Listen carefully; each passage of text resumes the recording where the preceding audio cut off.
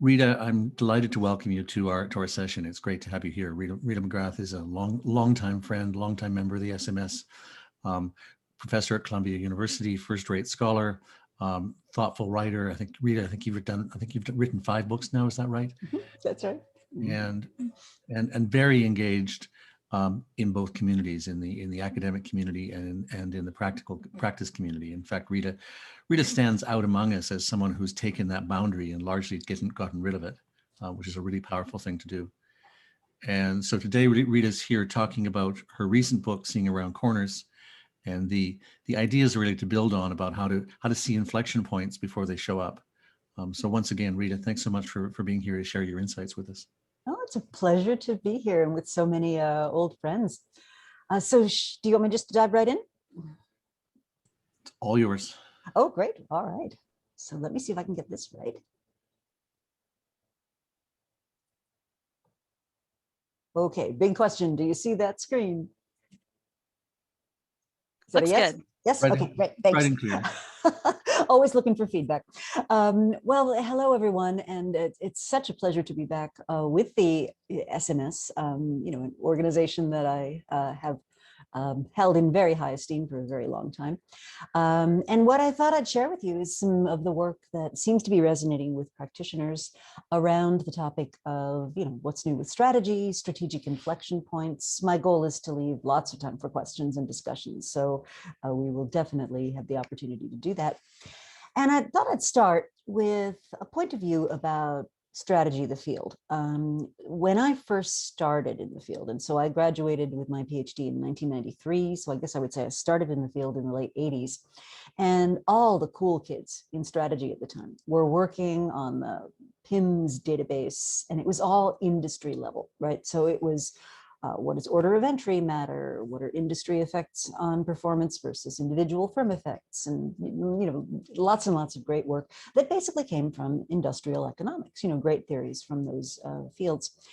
And those of us studying innovation, we were interested in the insides of firms and the weird decisions people make and how do new things come into the world. And we were kind of over in a corner huddled together for warmth, people like Bob Bergelman and Ian McMillan to some extent, and myself and a bunch of others.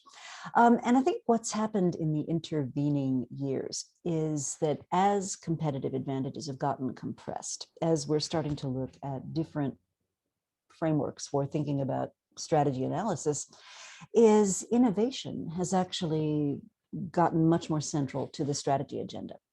And one of the books I wrote is called The End of Competitive Advantage, and that was meant to be a provocative title, but what it meant more was that increasingly we're having to grapple with the full life cycle of a competitive advantage, the innovation transformation space where new advantages come from, that exploitation space, which is what the bulk of our strategy tools and literature talks about. When you've got an advantage in place and the industry is established, the transactions are established, the business models are established, and then the erosion phase, where you've got an advantage that was once incredibly powerful, but now it's gone into erosion. It's no longer going to drive growth, it's going away. And so the first, I think, issue that practitioners are having to grapple with is that you've now got to be comfortable with each of those life cycle phases.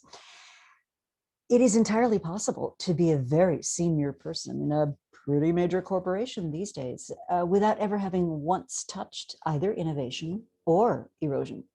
And I think that's causing a lot of rethinking, a lot of painful rethinking on the part of many executives. They're kind of paralyzed. They don't know what to do. So to illustrate this, I thought this would be an interesting visual to show you. This is a slide of market share shifts in the gaming business over the course of several decades. And, in the beginning, what did we have? We had arcade games, and that's all there was, right? You had to go to a physical place. You had to throw money at this refrigerator-sized machine. It was analog. The game and the machine were, mechanical. They were interlocked. And so the next big wave of change took place when you began to separate out the intelligence of the game, the software, as it were, from the machine on which the game was played. And so you started to see an explosion of different form factors. You had games now you could play at home. That was amazing. You had games on cassette tape. Some of us who are of a certain age will remember that. Then we had transitions where we went from those kinds of games to games that were sold on shrink wrap software and CDs and later on DVDs, you started to see games that were played on dedicated gaming devices optimized for gameplay. And of course, today, what do we have? We have games played on virtual reality, games played on phones, games played, wherever you want to play games, multiplayer games, games played in virtual reality. We've got these headsets now that you can use to give you an immersive experience. And my point is that this graph really illustrates what I see as one of the central challenges of strategy today, which is the need to account for and cope with transient competitive advantages that come, you enjoy them for a while, and then they go away.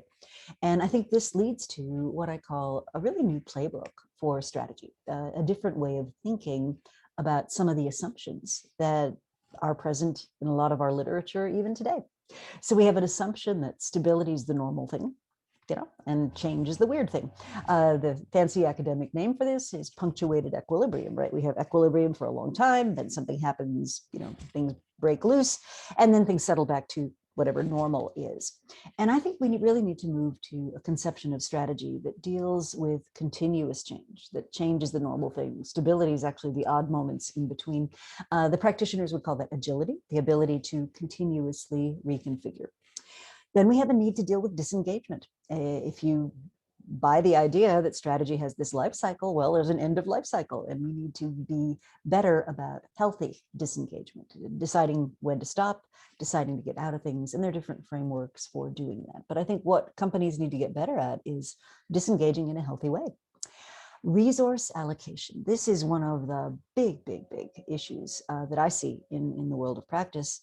And if you follow the work of Joe Bauer and all of his followers, they'll tell you this is really at the core of what determines strategic outcomes, is your ability to put your best resources against your best opportunities, rather than resources being trapped and held hostage in divisions or business units or artifacts from the past. So the ability to move resources around in an agile way is just incredibly important.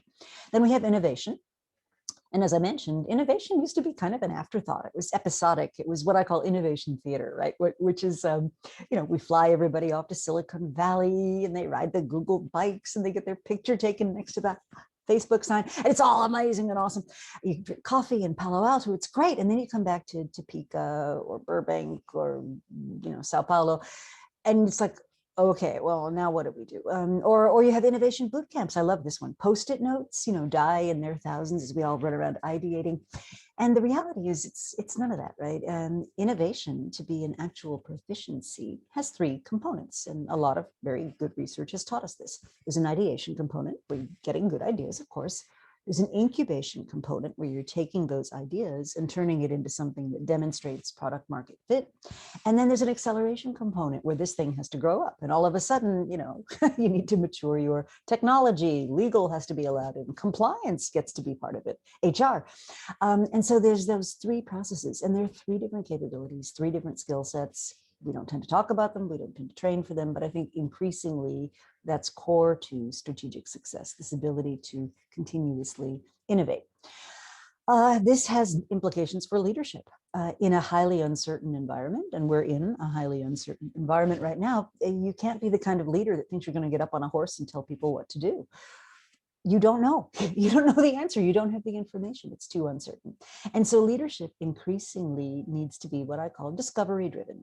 Have the ability to take in information and interpret it and get a broad sample of your people giving you good data. And lastly, this all has implications for careers, which is important if you're teaching MBAs or you happen to be in the world of thinking through what a career looks like.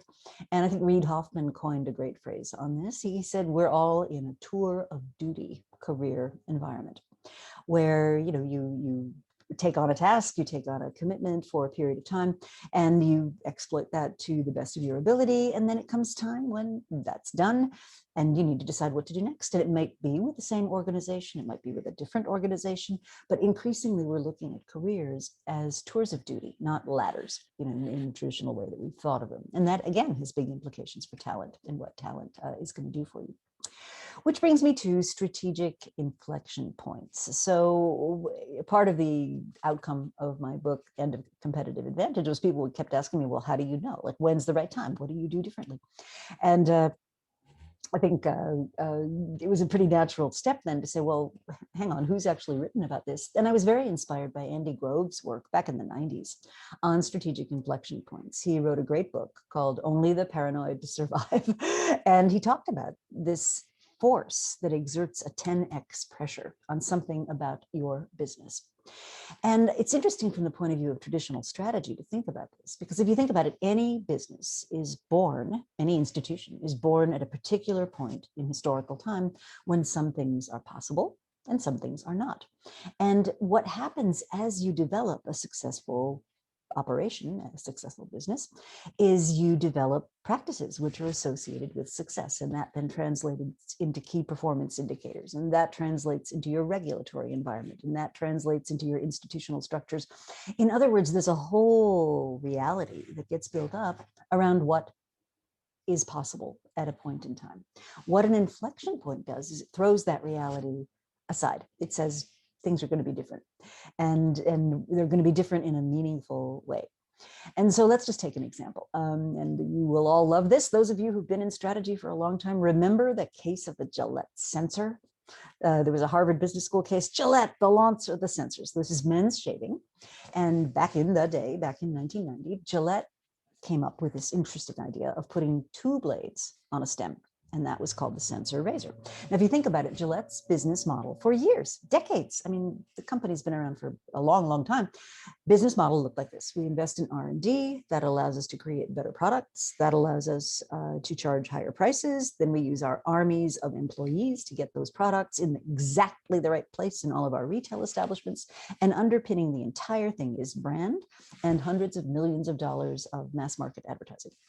That's the business model. So they launched this thing called the sensor, right? The two blades on a razor stem. They marketed it with $100 million advertising campaign, and the cartoon that went with it was awesome.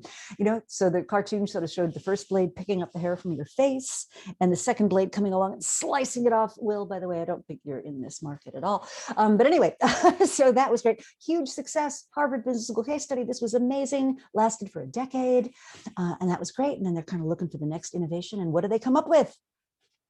Three blades. This is going to be great. The Mach 3. And you may remember the ads for the Mach 3, right? If you were cool enough to own a Mach 3 razor, you were cool enough to sit in the cockpit of a fighter jet. And this, again, huge success. More money, more market share. It was great. 70% market share. Amazing. And then, strategy catastrophe. Schick comes to market with the world's first 4-bladed razor. And you can just imagine the hysteria, the consternation, the anguish in the Gillette boardroom. Think about this. You have taught consumers, you've spent hundreds of millions of dollars teaching people 3 blades are better than 2. You should pay more. 2 blades are better than 1. You should pay more. And now a competitor has the world's first 4-bladed razor. What on earth do you do? Well, we know what they did. They unleashed the patent lawyers, they tied everybody up in court, and they rushed to market with the world's first 5-bladed razor, the Fusion. Now, my point about telling you the story is, if you're an executive at Gillette, at Procter & Gamble's Gillette, right? P&G bought them in 2005 for about $57 billion.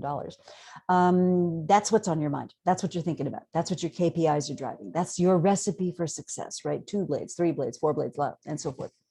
Now, meanwhile, back in a proverbial garage where nobody's particularly paying attention is a guy called Mike Dubin. Mike's sort of a failed entrepreneur. He's a one-time improv actor. He applied to many business schools, many of ours, mine among them, got turned down. So he's kind of at loose ends. And he happens to be at a cocktail party with a friend of his dad's who has an interesting career in that he buys up stuff from one part of the world and sells it for a profit in another. And this guy has acquired a batch of about 160,000 razors, decent razors, not great, but decent, from South Korea. And he and Mike are sort of chatting about how could he unload these things for a profit. And as they're chatting, accompanied doubtless by adult beverages, they get into the subject of how do we like the experience that Gillette has created for us. And it turns out there's a ton of negatives about the Gillette shaving experience, right? They're expensive. That's by design. They're supposed to be expensive. You have to go to a store. And once you're in the store, you have to get some employee to unlock the razor fortress, because razors are expensive and they're small. So they're perfect candidates for shoplifting. You have to, you can run out and. So they get to talking about all the negatives of the Gillette experience. And Mike has an epiphany. As he describes it, full blown into his head that evening comes the idea of Dollar Shave Club. If you can buy anything by subscription, given advances in digital technology and the internet, why wouldn't you be able to buy shaving? And so, they launched this thing called Dollar Shave Club, ship the blades to you once a month for $1 a blade and a little shipping cost, but much less expensive, much more convenient for certain segments of the population, a much more attractive proposition. If you're at Gillette, you don't even see this coming. Now, the inflection point that makes this possible is the dramatic shift in what it costs just to run a business, right? You don't have to spend hundreds of millions of dollars on brand building today. You can run a hilarious YouTube ad, which is exactly what Dollar Shave Club did, and attract viewers, attract eyeballs like crazy. You recruit your brand ambassadors. You don't need to hire marketing people. You recruit brand ambassadors on Facebook. You use Amazon Web Services or Microsoft Azure to run your tech stack, and. So it becomes incredibly easy to get into this business. And this actually was one of the early businesses in the whole, what they call DTC, direct to consumer markets. Took Gillette completely by surprise. And we know, it's a story without suspense. We know what happened. As of 2014, they had gone from about 70% market share in the US to about 59%. I checked the other day. Today, they're down to 52%. Now, still a great business, still very profitable. So, I'm not saying they were stupid or that they didn't know what they were doing, but this is the power of inflection points. It makes what was once true no longer as relevant, no longer as dependable as what was once the case. And I think this is really an interesting place for academics, maybe to get involved, and certainly for practitioners to get involved, because this is your future, right? So how do you develop early warnings that an inflection point is upon you? And I think one of the insights actually that led me to write the book, Seeing Around Corners, was when you look at any inflection point that happens, it feels as though it happened instantly, like it comes upon you like this crashing wave. And yet, if you trace its history, these things have often been building up for years, if not decades. And so that's the opportunity. If you get attuned to early warnings, I believe you can see something like that coming. And I'm not a big fan of prediction, by the way. I'm a big fan of preparedness, and I'm a big fan of kind of getting ahead of these changes before they actually are upon you. So if you think about the indicators that you might look at to determine whether a particular change is likely to happen, a particular shift in the environment is likely to happen, you have three kinds of data you could be gathering. So the first kind of data is lagging indicators. Great information about stuff that's already happened. Most of the data that's used in business today is lagging, right? Financial reports, all lagging. Stock market, today's stock price, lagging, right? It is what it is. You can't change it. Then you need to think about current indicators. So these tell you where you are. So things like employee engagement scores, net promoter scores, current customer satisfaction, those might all be examples of what we're looking at in the minute. Leading indicators, information about what could happen in the future, much more difficult to find, much more difficult to analyze. And leading indicators have some properties that make them really hard for decision makers. The first property is they're often qualitative. They are often stories. They are not facts, because the facts don't exist yet, right? So leading indicators are often things about which reasonable people could disagree. Leading indicators are often very difficult to pin down in terms of time frame. So it gets hard to build leading indicators into your context. So a great example of this, just to make it very concrete for people, is back in the 90s, a bunch of computer scientists all over the world said, oh my God, computer systems everywhere to save on what was then expensive storage space have been programmed with only 2 digits for the year. And come the millennium, come the turn of the century, they're all going to think it's 1900. And this is going to be dire, people. I mean, airplanes are going to drop out of the sky, and nuclear plants are going to become unsustainable, and we should move to Montana and stockpile wheat. I mean, it was dire, dire, dire predictions. So big moment comes, year 2000 is upon us. What happens? Nothing happens. Why did nothing happen? We took that leading indicator, we took that early warning seriously, and we acted. And that to me is what we are after. We're not after prediction because it's just too uncertain. I can't predict what's going to happen next week. What I can get my head around is what's possible next week and how do we prepare for what's possible next week. And I think that's where we can begin to get some real traction with this whole notion of inflection points, which brings me to what I call the early warnings model. And if you think about the arrival of the arrival of an inflection point as a time zero event, right? It's here, it's now, we can write a newspaper headline about it. I can take photographs, I have facts. And you think about the strength of the signal leading up to that moment. In the early stages, the signals are very weak. Very weak. We don't know whether it's noise or whether it's signal. We really can't tell. But over time, the signals get stronger and stronger until you get to your time zero event and boom, we have facts. What's the strategic problem with that? Well, your degrees of strategic freedom are inversely related to the strength of your signal. And so here's the challenge, right? As a strategist, you don't want to be making decisions in the early stage because the signal to noise is just too great. You really don't know what these things mean. And you don't want to leave it too late till the point where you've got facts and it's all a done deal. So I would argue what you want to be thinking about is making decisions in this period of optimal warning. You're too early to know whether it's completely and exactly the right thing yet, but it's also not so early that you're dealing with primarily noise. So how do we do this? So briefly, you identify a time zero event, and then you work backward. You say, what would have to be true for that time zero event to occur?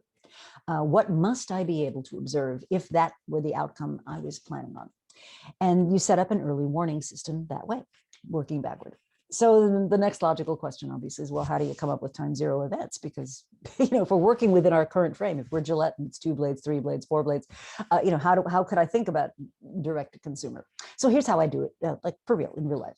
What I do is I pick 2 major uncertainties that could have a big impact on the future, assign different values to those uncertainties, and then that gives you a 2x2. I love 2x2s, as most of us do. And that gives you the opportunity to tell a story about the resulting situation. So just to illustrate, I'm going to use an example I used recently with a client. We have a coming demographic hole, a baby bust, or maybe not. And the second uncertainty is nobody knows. Do we head back to some kind of office, reimagined or otherwise, or maybe we don't? Maybe we stay distributed. Maybe we stay remote in many, many cases of office workers anyway. And so what that gives you is stories about possible futures. So just going around the circle here. So we've got population at or exceeds replacement rate. In other words, we're stick to historical norms about population, and our offices are open. And basically what that looks like is young people are kind of back to whatever normal was just later in their lives, right? So millennials are doing everything the generations before them did. They're just doing it like 5 to 10 years later. Suburbia, though, smaller cities becoming attractive, less pressure on large urban populations. And that's one scenario. Let's say we continue to be very distributed as a workforce. So basically what you're saying there is I'm my own superintendent, right? Everything's happening in this distributed home-based thing. Central city locations really suffering. But other than that, we're kind of adjusting to that as a normal. So it's kind of pandemic continues into the next phase. Now let's take a different situation where we actually do have a baby bust. People are not adding to their families or starting families at the rate that they once did. But we're going back to the office.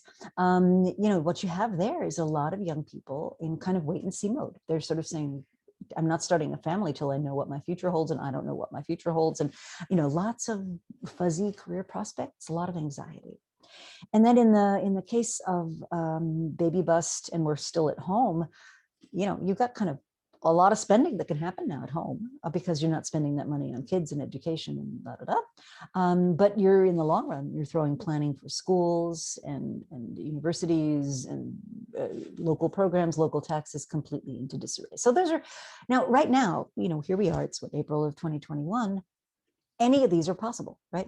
I could envision those 4 futures as possibilities. I'm not saying I prefer one or the other. And by the way, this is one of the most important things to remember about thinking about the future.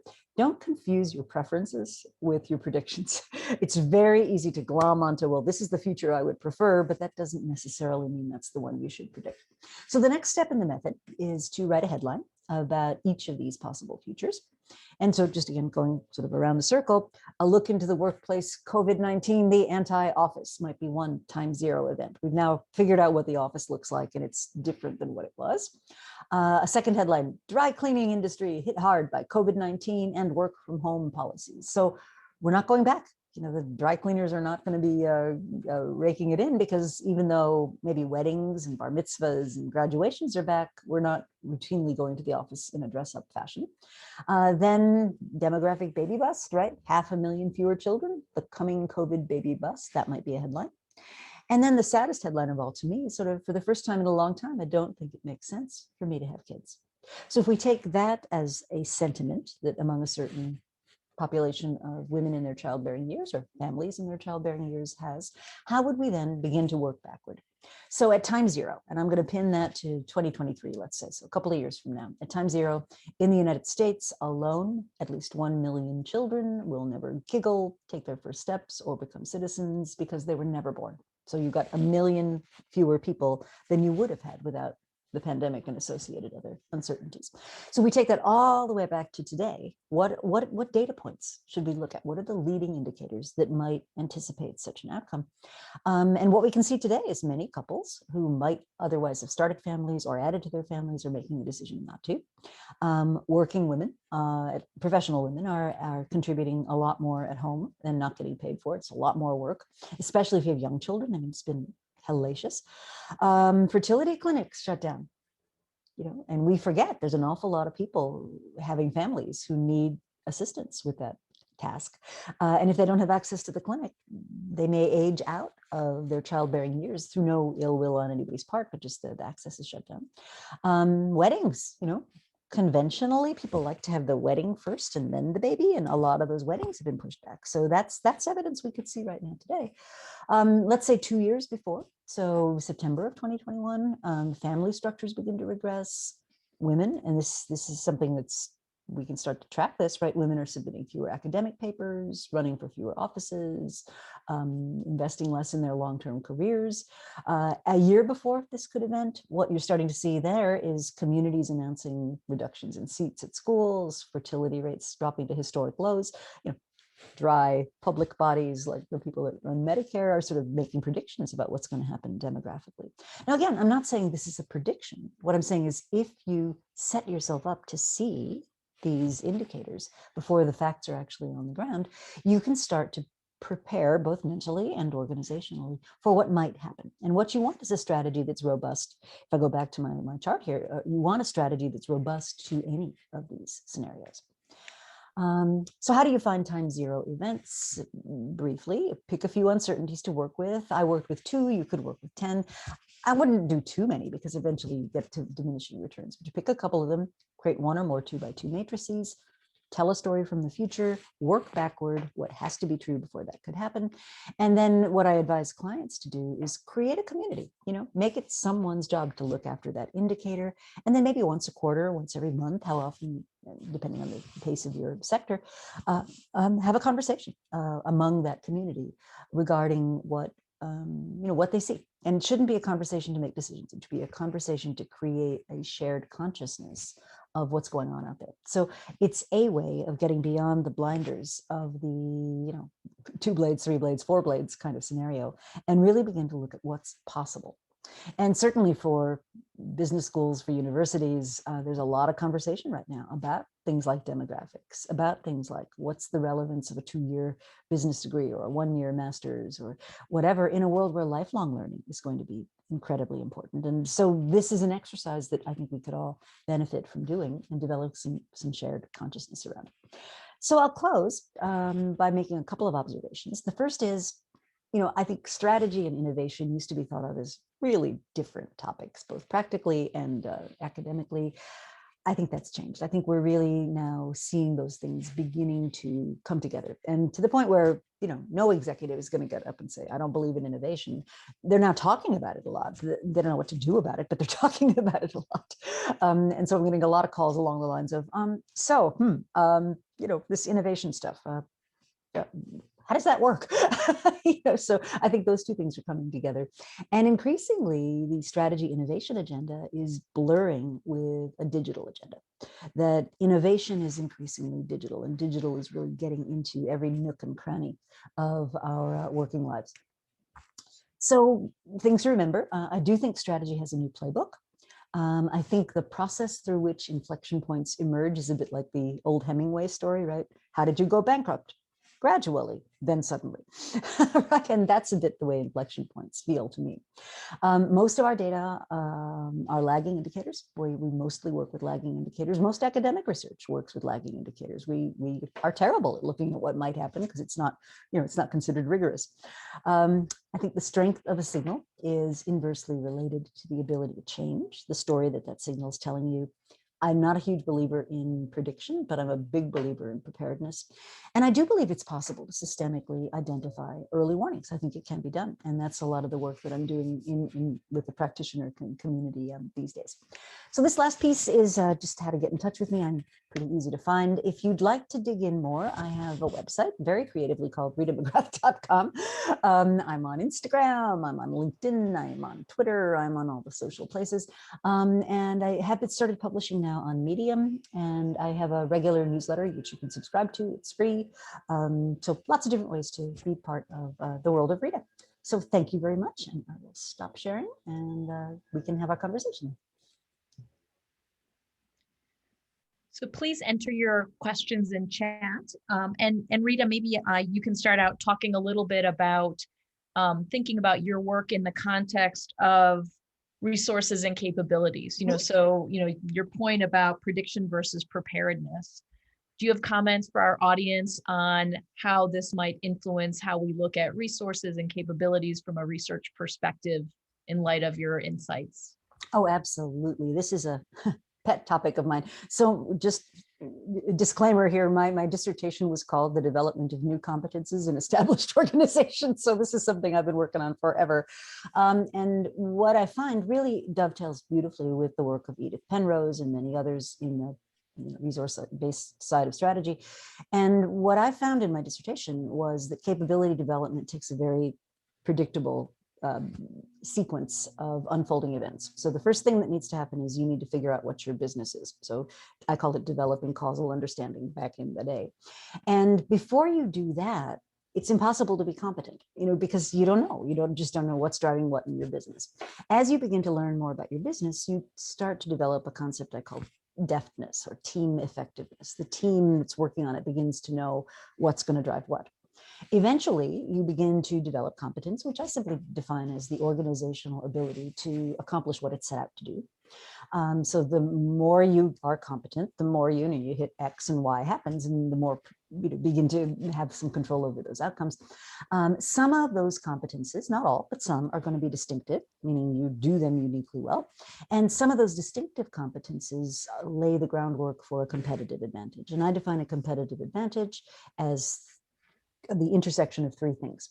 Does the market reward this thing? So is there a customer for it? Are you going to get paid for it? Does some external constituency value it? Does your organization appreciate it? And we have this assumption, I think, in a lot of our literature that those two things are like 100% correlated. They're not. It's about 0.4. At least that's what my data show.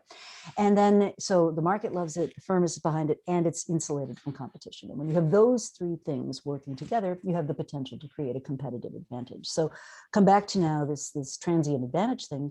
My argument would be you need to have that capability building effort in place across your entity, like always, because what you want is that inside the organization, you create new capabilities, even as old ones begin to fade away. So I think that's a kind of an interesting implication of my research there. It happens faster. I think it happens more completely. And here's something I'm worried about that does kind of keep me up at night, which is probably over the last 40 years, we've seen the economic incentives in our economy get tilted away from capability building and tilted much more towards rent seeking or extraction of resources rather than investing in what resources could be newly created. And it's completely flies in the face of everything Penrose taught us about how organizations grow in a healthy way. She basically said, investors should get a decent return on their capital. That's fair in a capitalist economy, that has to happen. But you really should be paying for growth out of retained earnings, and you should be investing in growth for the future. And that's what leaders, managers are to do. And we've really lost a lot of that thinking, I think, in the current frenzy for financial returns and shareholder primacy. And I know it's causing a lot of debate, but if you look at it purely from a theoretical point of view, it's a disaster. I mean, you can just, the theory, the resource-based, the theory of the firm would say that's not where we want to go. One of the questions in the chat is about what do you see as future research that could be inspired by some of the ideas you're talking about this morning? Oh, that's a lovely question. Thank you. Well, I think we could do a lot more with leading indicators. I think we could be much richer in terms of where should people be paying attention. You're a senior executive, you could spend every minute of every waking hour examining God knows what. How do we funnel that attention? How do we get people focused on the right things? I think that's a huge possible boon for research there. I think we really need to rethink competitive advantage. I think as a field, we've gotten, maybe because so much of our roots comes from industrial, economics. I think we've gotten very wedded to the industry level of analysis, and we forget we made that up. God did not come down and say, "Thou shalt be the petrochemical industry." No, I mean it's what firms do, but I think we need to really think of other levels of analysis than the level of an industry, and I think that's a really fruitful area of research. And then the last area I think that would be fascinating is I think we're going increasingly from a theory that sort of says product and service attributes are what's valuable to theories that really look at interactions. So ecosystems and what some people call interaction fields as the level of analysis. And I don't think we have a lot of great tools for thinking about that yet. So those are some areas I'd love to see people dig into. Terrific. And then Robin asked a good question about the topic of uncertainty and how to choose the right uncertainties to become prepared for. So can you talk a little bit about some of the ideas that went into that 2x2 that you presented and how companies might think about selecting the key uncertainties to focus on? I think the first thing I would ask is, what are the uncertainties that if they go the wrong way could either completely revolutionize our business or could drive it into the ground? So if I'm making diapers, babies or not is a big deal. And in fact, it's fascinating. I was actually working with a CPG company when this topic came up, and laid this out for them, in a working session, and the room goes completely silent. And I thought, oh boy, I really screwed this up. What happened? And they looked at me and said, "We haven't even thought about that." I said, "What? We haven't even thought about that. We're thinking about things like what happens if the government regulates the use of plastic in our products, or what happens if environmental regulations mean we can't just put disposable diapers in a landfill." It never occurred to us that there might not be babies. And I said, well, if you're in the business of babies, 3 years of fewer babies is a big deal. And so I would try to think about the things that could have a major effect, either positive or negative, on what you do. So to take it to business schools, right, I'd certainly be looking at demographics. I'd be looking at what's the benefit? What's the payout to people that get an MBA? What are their alternatives if they decide not to go back to MBA school? And what we're starting to see, the uncertainties we're starting to see is legitimate credentials that aren't connected to a degree. And those kinds of things are what I would look at if I was thinking of the future of our institutions. We also have a few questions about how what you're looking at compares to scenario planning, and I would say other tools for looking at future focused uncertainties, for example, some of your work on real options. Can you talk a little bit about how this fits in with those concepts? And then also a follow-on question, do you see any barriers or reluctance for companies using these kinds of tools? So it is very respectful, I think, of the richer, deeper scenario planning exercises, the kind of stuff Paul Shoemaker writes about and that was talked about at Shell many years ago. I would think of this as scenario planning light almost. And the reason it does get a pretty good reception with practitioners is you can do this in an afternoon. I mean, you don't need armies of people doing detailed statistics. Now, if you're talking about completely changing your capital structure to respond to one of these scenarios, then what you need is somebody like Amy Webb to come in and do like a whole Institute for the Future analysis. I mean, you need to go really deep if you're going to do that. But if your goal is to be strategically aware of, the shifts you might want to make in the near term, something like this is digestible without being overwhelming. But so I think it's complementary is the way I would frame it. Options. So a huge thing that I've been talking about literally for decades is the need to realize that when you're in a very certain world where you can predict what's going to happen, our traditional tools that we teach in the MBA program work just fine. Net present value, return on investment, return on invested capital, you pick measure of choice. They work fine in a predictable world. As your world becomes more uncertain, the value you're creating as a leader has to do much more with option value, where that is the value of the right to make a future choice when more information is available. And the whole notion of options, people get it intuitively, and then they get to making decisions and they snap right back to, oh yeah, but could I put that in a spreadsheet? I'm working right now with a company in the oil and gas space, and they're lovely, but they're operators. The whole DNA of that organization is operate safely, predictably, no accidents, do exactly. And I come to them and I talk about options. They're like, that sounds great, but could I just put that in a spreadsheet? Could we put that in? Maybe we'll do a 3-year spreadsheet instead of a 10-year spreadsheet. Would that mean? And it's like, no. So I think people intuitively get the idea, but they don't know how to use it yet. And related to that, do you have thoughts on what kind of time frame people should consider as part of their early warning thinking? 3 years, 5 years, 10 years? Does it matter based on the dynamism in the competitive landscape? Can you talk a little bit about time windows that you think are important to consider? Yeah, I think if you're in a long cycle industry, airframes or nuclear facilities or the military, or something that really does have, it's going to take 3 years before something even sees the light of day, I think you do need longer planning cycles. I find most executives don't have the patience for more than a 3 to 5 year window to think about, and I think that has to do partly with their careers and how long is a CEO in role these days, right? So they're more interested in the stuff that's a little bit more proximate in terms of time. There are folks, my colleagues over at Innosight, for example, who would say you get a lot more traction developing a 10-year vision for your entity than you do doing something that's shorter time frame. Practically, I find 3 to 5 years is about as much as I get time of day for these days. And related to that, does it take superior cognitive ability to see uncertainties and inflection points? So maybe talk a little bit about who's involved in these processes and what kinds of people do you want at the table? Cognitive ability, no. I think it takes superior social ability. So I talk a lot about the need to have diverse perspectives weighing in on a particular decision, because if you have homogenous thinking, you're going to be missing something. So if if you're going to the same group of usual suspects and you all agree with each other, that's not going to take you very far. So I think it takes superior social ability. So things like what Amy Edmondson writes about psychological safety, the ability to hear diverse points of view, the ability to be challenged by facts. So here's a real life case. So some years back, I was at the Columbia Media Forum, and it was pitch day for different ventures.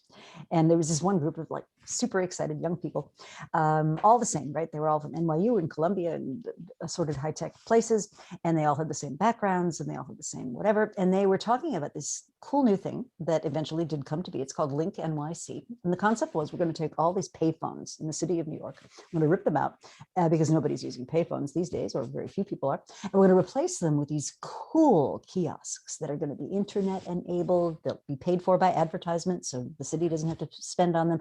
And you can charge your phone and you can surf the internet and you can do all this cool stuff.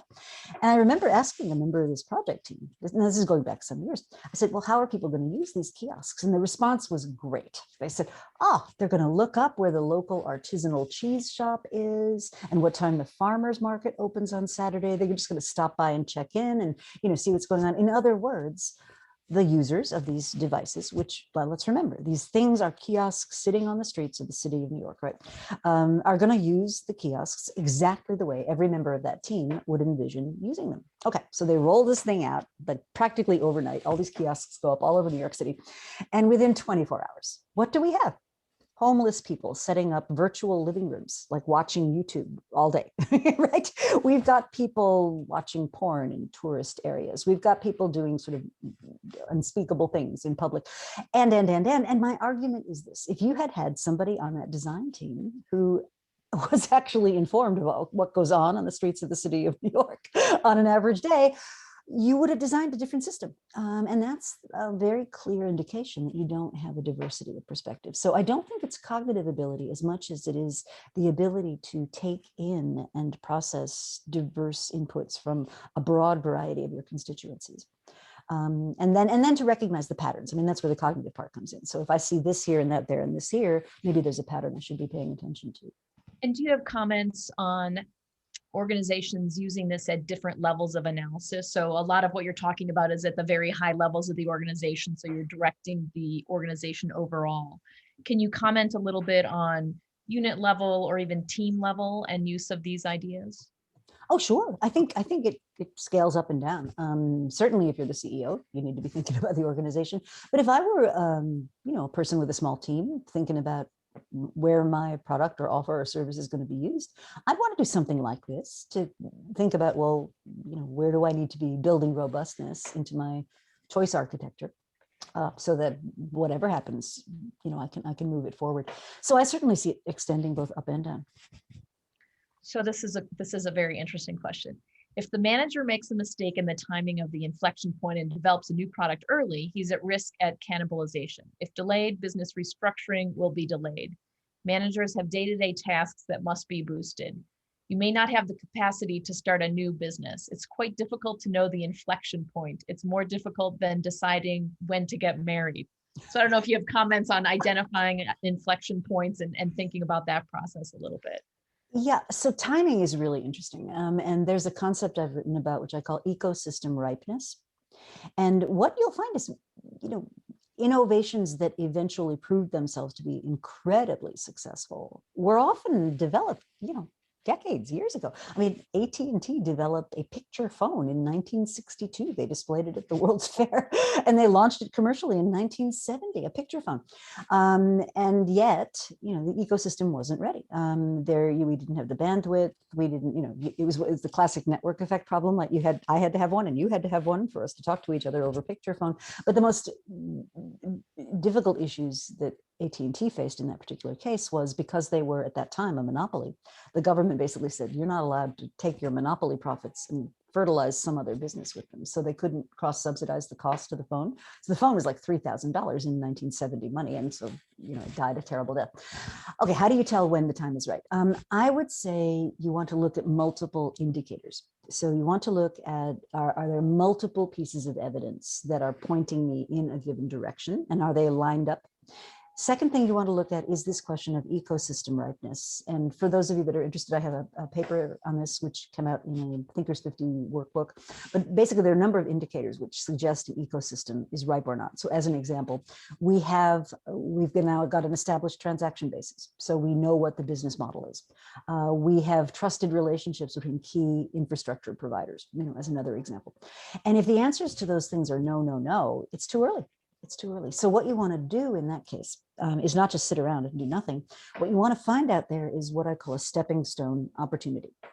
So let's take autonomous vehicles, right? And I mean, this is another one of those overhyped markets. Like, if you listen to some pundits, we're going to be the Jetsons tomorrow. We're going to have, drones landing at our front doors to take us to the office, and Rosie the robot is going to make our meals and all that stuff.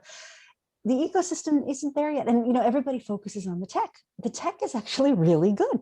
The technology is probably, 90% where it needs to be. It's all the other stuff we don't have. We don't have an ownership regime. We don't have an insurance regime. We don't have a safety construct. We don't have a regulatory construct. Does the robot know to choose between the baby and the grandmother? No, we don't know. And until those things are in place, this is never going to be a large scale business that takes off. So what do? You don't do nothing. You find what I call a stepping stone opportunity, which is a small market that has a big problem that is not being solved by any current solution that your stuff can solve as in its current form. So, as it's currently existing. So in the case of autonomous vehicles, a great example of this is the military. And the military has this onerous job of supplying frontline troops. And they've got, say, 7 supply vehicles, and each of those vehicles gets driven by 2 troops. And the robots aren't smart enough yet to take over that job. But the robots are smart enough to follow the leader. So what the Army's investing in now is this fleet of semi-autonomous vehicles where you have 2 human beings in the front vehicle, sort of doing what only humans can do, sussing out terrain and making more informed decisions. And then you've got 6 autonomous vehicles daisy chaining behind. Beautiful market. The military is, they're price insensitive, so you can charge big prices for it. It's small. It's not going to be your ultimate dream market. It's a small market. But it's getting your toehold into an actual market. You're beginning to build transactions. You're beginning to figure out who the right suppliers are. What's the tech that you need? What's the communications infrastructure you need? In other words, you're solving so many uncertainties with this small market. And if you look at most major systemic technologies, things like RFID, they almost all got their beginning in these stepping stone markets where you're solving a problem for a very clearly defined small market that eventually expands into more of a mainstream market. Great question from Robin. How would Gillette have anticipated Harry's? Harry's or Dollar Shave Club or any of the others? I think companies like Gillette, and this is no criticism of them, they're really good at their jobs, but you lose sight of the customer. And this is a concept that Clayton Christensen popularized, Tony Olwick talks about it, the customer job to be done. And you lose sight of the fact that your product or your service or your offer always has negatives. There's always something that somebody wishes would be different about it.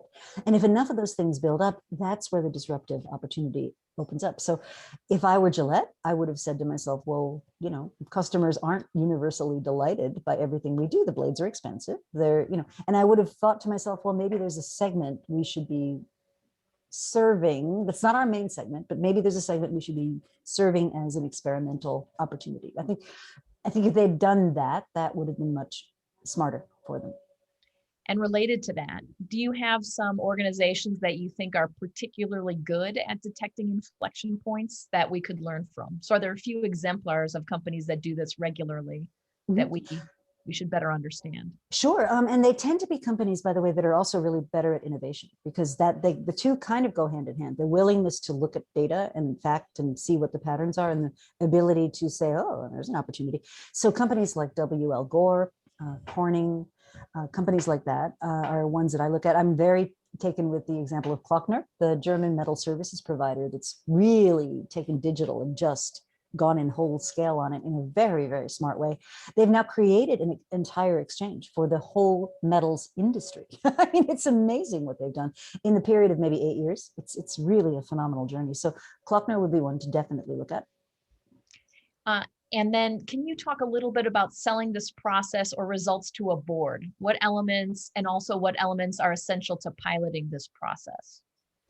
Well, to a board, if you think about what boards are worried about, they're worried about, theoretically anyway, the long-term health of the enterprise. And so if you come to a board and you say, here's 3 things that could be an existential threat to that enterprise, you've got their attention, right? So that's one. I think a second thing to sell to boards is this notion of, here are the questions you should be asking management. Here are the things you should be pressing management on, and giving them a bit of the word that's coming to my mind is weapon. I don't mean it that way. I mean, the trouble with being on a board is, you're very dependent on what management tells you. You don't have a whole lot of independent sources of information. And so giving them something that's independent, that allows them to establish a respectful position of questioning is very powerful. You have to build their trust first, though. I think they have to believe that you don't have an agenda, and you're genuinely aligned with the long-term best interest of the firm. What was the second part of the question? It was about how elements to pilot this process. Oh, how you pilot it. So I would start small, and I'd start with something that's not central to the strategy. So I wouldn't start off with, well, how do we completely disrupt the razor business? I might start off with, what are 3 things we could do that would make male grooming better? And so I'd start not right at the core of the thing. I'd start somewhere sideways and then build credibility. Now, you don't always have that luxury. If I think of Adobe, for example, which completely transformed its business from shrink-wrapped software that you owned to software that you had to rent, and you pay for it on an as a service basis. Huge change, huge corporate change, right to the core of the company's being.